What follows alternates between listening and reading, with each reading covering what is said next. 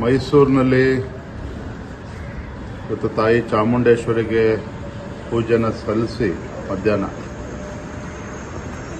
3 ಗಂಟೆ ನಂತರದಲ್ಲಿ ಈ ಒಂದು ಭ್ರಷ್ಟ ಜನವಿರೋಧಿ ಕಾಂಗ್ರೆಸ್ ಸರ್ಕಾರದ ವಿರುದ್ಧ ಜನಾಕ್ರೋಶ ಯಾತ್ರೆಗೆ ಮಾನ್ಯ ಕೇಂದ್ರ ಸಚಿವರು ಹಿರಿಯರಾಗಿರ್ತಕ್ಕಂಥ ಪ್ರಹ್ಲಾದ್ ಜೋಶಿಜಿಯವರು ಚಾಲನೆ ನೀಡ್ತಾರೆ. ಪಕ್ಷದ ನಮ್ಮೆಲ್ಲ ಹಿರಿಯ ಮುಖಂಡರು ಎಲ್ಲರೂ ಕೂಡ ಈ ಕಾರ್ಯಕ್ರಮದಲ್ಲಿ ಜನಾಕ್ರೋಶ ಯಾತ್ರೆಯಲ್ಲಿ ಭಾಗವಹಿಸ್ತಾರೆ.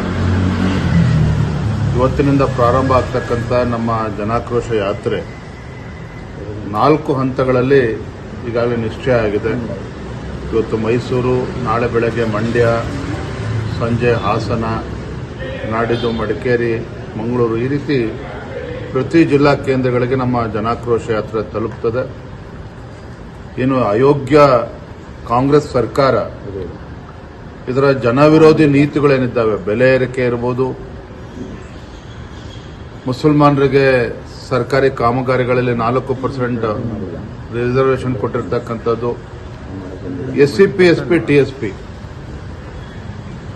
ಅದರಲ್ಲೂ ಕೂಡ ಪರಿಶಿಷ್ಟರಿಗೆ ಯಾವ ರೀತಿ ಅನ್ಯಾಯ ಮಾಡ್ತದೆ, ದೋಖಾ ಮಾಡ್ತದೆ ಸಿದ್ದರಾಮಯ್ಯ ನೇತೃತ್ವದ ಕಾಂಗ್ರೆಸ್ ಸರ್ಕಾರ, ಇವೆಲ್ಲವನ್ನೂ ಕೂಡ ರಾಜ್ಯದ ಜನರ ಮುಂದೆ ನಾವು ತಿಳಿಸ್ತಕ್ಕಂಥ ಕೆಲಸವನ್ನು ನಾವು ಮಾಡ್ತೇವೆ.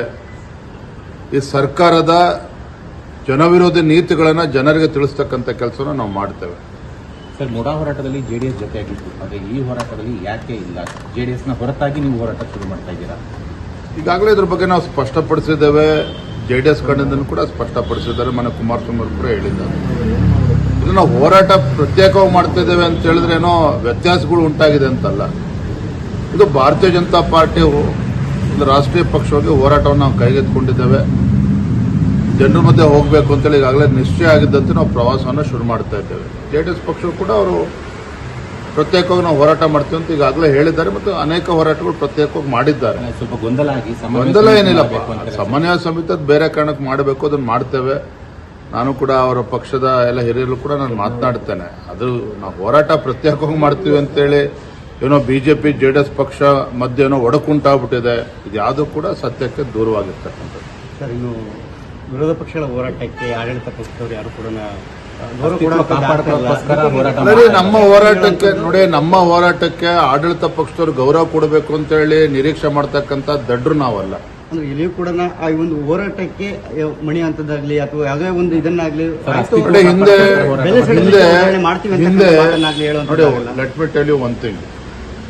ನಮ್ಮ ಹೋರಾಟ, ಭಾರತೀಯ ಜನತಾ ಪಾರ್ಟಿಯ ಹೋರಾಟ, ಇದು ಪ್ರಾಮಾಣಿಕವಾಗಿರ್ತಕ್ಕಂಥ ರಾಜ್ಯದ ಹಾಗೂ ರಾಜ್ಯದ ಜನರ ಒಂದು ಕಾಳಜಿಯನ್ನು ಇಟ್ಕೊಂಡು ನಾವು ಹೋರಾಟವನ್ನು ಪ್ರಾರಂಭ ಮಾಡ್ತಾ ಇದ್ದೇವೆ. ಈಗ ಯಾವುದು ಚುನಾವಣೆಗಳಿಲ್ಲ. ಹಿಂದೆ DK ಶಿವಕುಮಾರ್ ಅವರು ಮೇಕೆದಾಟು ಪಾದಯಾತ್ರೆ ಮಾಡಿದ್ರು. ಯಾವಾಗ ಮಾಡಿದ್ರು? ವಿಧಾನಸಭಾ ಚುನಾವಣೆ ಸಂದರ್ಭದಲ್ಲಿ ಮಾಡಿದ್ರು. ಅನೇಕ ಹೋರಾಟಗಳು ಚುನಾವಣೆ ಬಂದಾಗ ಕಾಂಗ್ರೆಸ್ ಅವರು ಮಾಡಿದ್ರೆ ಹೊರತು, ಆದರೆ ನಮ್ಮ ಹೋರಾಟ ಈಗ ಯಾವುದೋ ಚುನಾವಣೆಗಳು ಇಲ್ಲದೆ ಹೋದರೂ ಸಹ ಜನರ ಪರವಾಗಿ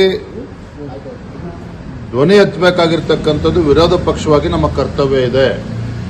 ಒಂದು ಕಡೆ ಬೆಲೆ ಏರಿಕೆ, ಮತ್ತೊಂದು ಕಡೆ ಆಡಳಿತ ಪಕ್ಷದ ಅಟ್ಟಹಾಸ, ಹಿಂದೂಗಳಿಗೆ ಅಪಮಾನ ಮಾಡ್ತಾ ಇರ್ತಕ್ಕಂಥದ್ದು, ಇವೆಲ್ಲವನ್ನು ಕೂಡ ಜನರ ಮುಂದೆ ನಾವು ತೆಗೆದುಕೊಂಡು ಹೋಗಬೇಕಾಗ್ತದೆ.